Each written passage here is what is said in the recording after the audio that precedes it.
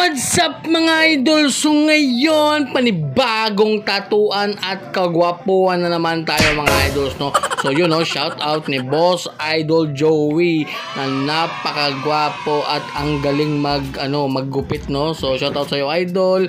So pangatlong balik na to mga idol, no? So yung project namin ngayon is Rose Dollar. So sa kamay niya ipalalagay mga idol. So yun. At nakita nyo naman, nag-start na tayo dyan. You know, syempre request niya to kaya gagawin natin kasi love natin yung ating client. So yun, syempre bago ang lahat, shout out sa ating sponsor, Big Wap Scotch Jess at saka sa Bronze. At yun, shout out ulit tayo mga idol sa ating mga solid followers na palaging nanonood sa ating video. So unahin na natin si John Ivan Magno Biong Jr.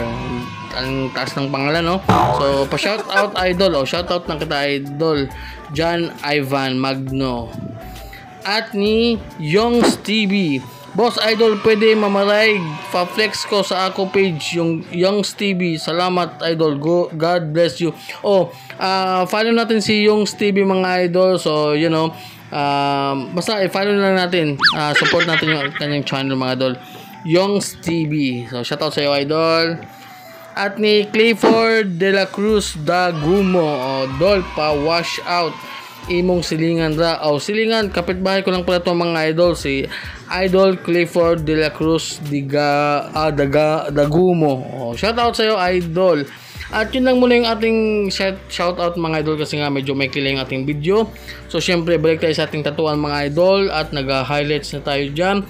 Syempre yung ginamit nating needles dyan is tatlong size lang, 3RL, 9RM at saka 15RM. So yan lang yung ating mga needles na ginamit dyan. So you know, natapos na tayo dyan. Napaka-astig na ni Boss Idol Joey.